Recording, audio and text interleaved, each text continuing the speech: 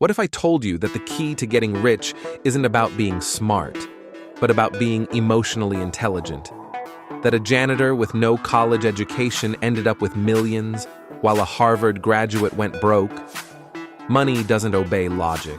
It obeys psychology. And that's exactly what this book, The Psychology of Money by Morgan Housel, will blow wide open. So sit tight, because by the end of this video, you'll never think about money the same way again. And Chapter 1. No one's crazy. Imagine two people born in different countries, in different decades. One saw a war, the other saw a tech boom. They both grow up with completely opposite views about saving, investing, and risk. Which one is crazy? Neither. The first lesson of The Psychology of Money is this: no one's crazy. People do weird, illogical things with money. But if you understand their background, their behavior starts to make sense. You think someone is being foolish for avoiding the stock market? Maybe their parents lost everything in 2008. You think someone is obsessed with saving? Maybe they grew up in poverty. Morgan Housel explains that our financial decisions aren't based on facts and logic. They're based on our own experiences. And those experiences are not universal. They're personal. That's why you can't judge someone's financial behavior unless you've lived their life. A 20-year-old in America who grew up watching the stock market rise sees it as an opportunity. But someone in Zimbabwe who saw their currency collapse will avoid risk at all costs. Everyone carries their own version of what's normal. And here's the crazy part. They're all correct. Chapter 2. Luck and Risk. How did Bill Gates become a billionaire? Genius? Sure. But luck? Oh, absolutely. And his best friend, who was just as smart, died in a climbing accident. Housel calls luck and risk doppelgangers. They look similar, but one leads to success, the other to disaster. He shares the story of Bill Gates, who went to one of the only schools in America with a computer in the 1960s. His friend Kent Evans had the same talent, the same drive, but died young. This chapter teaches us to never judge success or failure too harshly. Luck plays a big role in both, but because we can't measure it, we ignore it. So what should we do? Focus less on individual outcomes and more on patterns. Don't copy the one-in-a-million strategy. Copy the principles, saving, patience, humility, that work in every situation. Chapter 3. Never enough.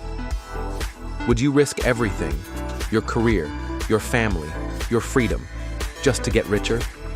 Some do, and they lose it all. The story of Rajat Gupta is a hard slap of reality. He rose from poverty to become the CEO of McKinsey, respected, powerful, and rich. But he wanted more, so he leaked insider information. The result? Prison. Reputation destroyed, all because he didn't know the meaning of enough. Same with Bernie Madoff. He was already rich, but kept reaching, until the fall came. The hardest financial skill is getting the goalpost to stop moving. In a world of comparisons, the finish line keeps shifting. Someone with $1 million wants 10. The person with 10 wants 50. So, here's the lesson. If you don't learn what enough looks like for you, nothing will ever be enough.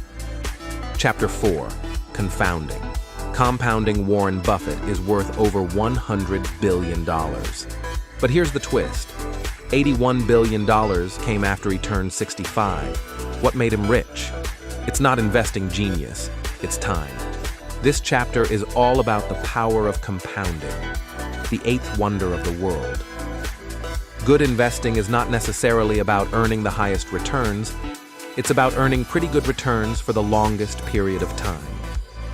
The reason Warren Buffett is so rich is not because he gets better returns than anyone else.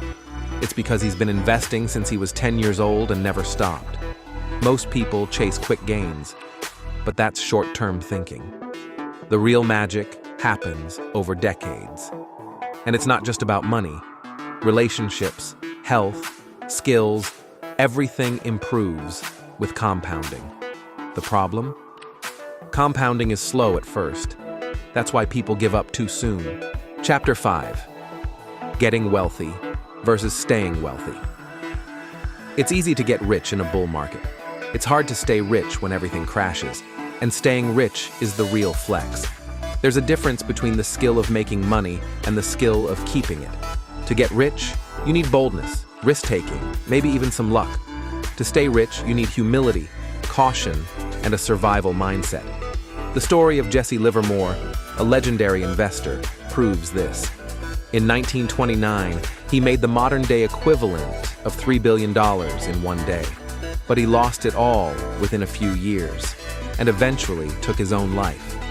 Contrast that with Warren Buffett, who stayed consistent, avoided debt, and survived 14 recessions without panic.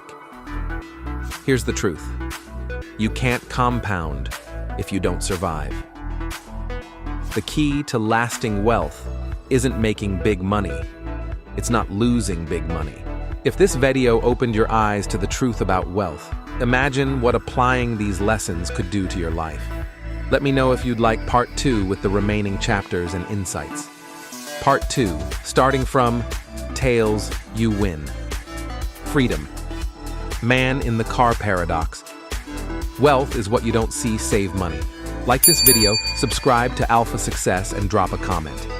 What's one money habit you're going to change starting today? Remember, success begins in the mind, and the psychology of money proves it. So, don't just be inspired. Take action. Start small, invest consistently, define your enough, and protect your wealth like it's your future, because it is. I'll continue with the next chapters in part 2